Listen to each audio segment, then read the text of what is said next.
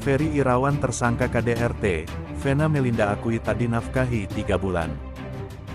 Polda Jatim menetapkan Ferry Irawan menjadi tersangka kasus dugaan KDRT terhadap istrinya, Vena Melinda. Polisi telah mengantongi sejumlah bukti, antara lain spray hingga handuk. Ditemukan barang bukti spray dan handuk yang ada bercak darahnya, kata Kabid Humas Polda Jatim Kombes Dirmanto, seperti dilansir Detik Jatim, Kamis 12/1. Sampel darah juga diambil penyidik, tambahnya. Hotman Paris yang membantu Vena dalam kasus KDRT sebelumnya mengatakan KDRT terjadi karena Ferry kesal ajakannya untuk berhubungan intim ditolak sang istri. Dari penolakan itu timbul cekcok yang berujung KDRT.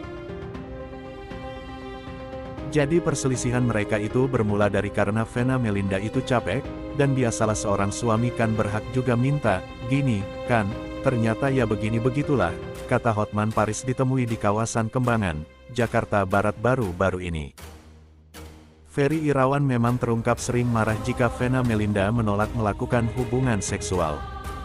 Vena bahkan menyebut Ferry seperti anak kecil yang merengek karena kemauannya tak turuti. Mengenai kasus KDRT yang sekarang sedang diproses, Vena Melinda akhirnya bicara di depan awak media. Vena menyatakan bahwa selain KDRT, Ferry juga tidak menafkahinya selama 3 bulan terakhir. Dia sudah tidak memberikan nafkah selama 3 bulan ini, ungkap Vena Melinda di Polda Jatim, Kamis. Jadi kamu yang membiayai keluarga selama 3 bulan ini, tanya Hotman Paris yang mendampingi. Vena Melinda kemudian membenarkan bahwa ia yang membiayai segala kebutuhan Ferry Irawan. Iya, jawab Vena. Vena Melinda saat ini didampingi Verrel Bramasta dan Atala saat berada di Polda Jatim. Verrel terlihat berusaha menenangkan sang ibu saat memberikan keterangan di depan media. Kabar yang kedua, Vena Melinda jadi korban KDRT, mantan suami minta Verrel Bramasta lakukan hal ini. Menjadi korban KDRT kekerasan dalam rumah tangga, yang dialami Vena Melinda, sang mantan suami akhirnya angkat bicara. Ivan Fadila mengaku kaget dan turut prihatin atas musibah yang menimpa mantan istrinya itu. Saya kaget dengar beritanya, yang jelas turut prihatin, kata Ivan Fadila dikutip dari channel YouTube SCTV, tanggal 12 Januari tahun 2023. Ia menambahkan jika dalam berumah tangga pasti ada cobaan, dan berharap bisa diselesaikan secara baik-baiknya. Apalagi keluarga baru, pasti banyak cobaannya. Mudah-mudahan bisa menyelesaikan masalah ini sebaik-baiknya, tambah Ivan Fadila. Ivan Fadila mengaku mengetahui terjadinya musibah terhadap Vena Melinda, karena diberitahu anaknya, Verrel Bramasta. Verrel begitu kaget sekali, dia kan masih di luar negeri. Kemudian kasih kabar ke saya kalau mamahnya ada musibah, ungkap Ivan Fadila. Ivan Fadila mengatakan jika anaknya itu sangat sedih, dan meminta agar Verrel Bramasta bisa memberikan dukungan pada Vena Melinda. Dia sangat sedih, dia nangis, saya bilang kasih support buat mama kalian, kata Ivan Fadila. Saat ini Verrel Bramasta dan Atala Naufal diketahui sudah berkumpul bersama sang ibunda. Verrel langsung menyusul Vena Melinda ke Surabaya sepulang dari luar negeri. Sekarang dia udah kasih kabar, udah sampai ke sana, Surabaya. Udah ketemu, kata Ivan Fadila. Ivan Fadila pun akan terus memberikan dukungan pada mantan istrinya itu, karena Vena Melinda merupakan ibu dari anak-anaknya.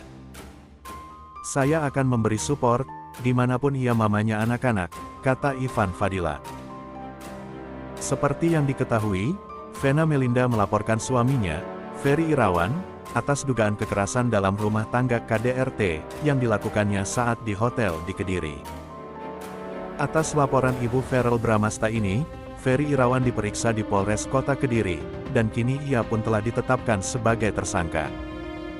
Kabar yang ketiga, bakal gugat cerai Ferry Irawan, Vena Melinda, kekerasan ini sudah cukup. Artis senior Vena Melinda merasa sudah cukup mempertahankan mahligai rumah tangganya bersama Ferry Irawan, lantaran sang suami sering berlaku kasar. Puncaknya pada Minggu tanggal 8 Januari di Kota Kediri, Ferry melakukan kekerasan dalam rumah tangga KDRT, hingga mengakibatkan hidung ibu kandung Farel Bramasta berdarah. Kekerasan ini sudah cukup, saya ingin fokus sama pekerjaan saya, sama anak-anak saya dan insya Allah pulang dari Jakarta saya akan mengurus cerai, ujarnya didampingi putranya, Farel Bramasta dan kuasa hukumnya, Hotman Paris di gedung Ditreskrimum Polda Jatim, Kamis, tanggal 12 Januari tahun 2023. Vena Melinda mengaku sangat trauma dengan kekerasan yang dilakukan oleh Ferry Irawan. Bahkan sebelum berangkat ke Kediri, penyakit asam lambungnya kambuh. Saya sudah ingin mengakhiri hubungan pernikahan dengan Ferry tapi saya masih ragu karena sebagai seorang perempuan saya selalu ingin mempertahankan perkawinannya saya, ucapnya. Vena Melinda mengatakan, untuk itu dirinya membawa Ferry Irawan ke daerah pemilihan, Dapil, di Kediri dan Tulungagung. Saya tidak mengira sebelum berangkat bertemu konstituennya di Kediri dan Tulungagung, saya sudah mengalami KDRT berat seperti ini, ujarnya. Sebelumnya, Ferry Irawan telah ditetapkan oleh penyidik Ditreskrimum Polda Jatim sebagai tersangka dugaan kasus kekerasan dalam rumah tangga KDRT terhadap istrinya, Vena Melinda. Hal tersebut disampaikan Kabid Humas Polda Jatim, Kombes Pol Dirmanto. Menurutnya, tim penyidik Ditreskrimum Polda Jatim sudah melakukan olah tempat kejadian perkara (TKP) di salah satu hotel di kota Kediri. Tim penyidik Ditreskrimum Polda Jatim juga sudah memeriksa 6 orang saksi diantaranya housekeeping dari hotel, front office dan beberapa pegawai hotel, termasuk juga kamera CCTV, ujar Kombes Dirmanto di Mapolda Jatim, Kamis tanggal 12 Januari tahun 2023. Kemudian, lanjut Kombes Dirmanto, di TKP juga ditemukan beberapa barang bukti diantaranya sprei handuk yang ada bercak darahnya, beberapa sampel darah juga sudah diambil oleh penyidik. Kemarin juga sudah dilakukan gelar perkara dan sudah ditetapkan bahwa saudara FI, Ferry Irawan, sudah dinaikkan statusnya menjadi tersangka, ucapnya. Kombes Dirmanto mengungkapkan, pihaknya akan segera melayangkan surat pemanggilan tersangka kepada Ferry Irawan supaya pada Senin tanggal 16 Januari esok datang ke penyidik untuk memenuhi undangan yang dilayangkan.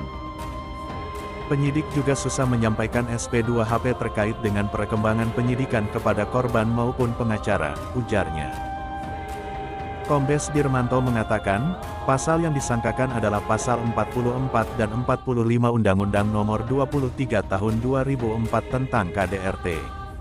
Karena di situ secara singkat kami sampaikan ada kekerasan fisik maupun psikis.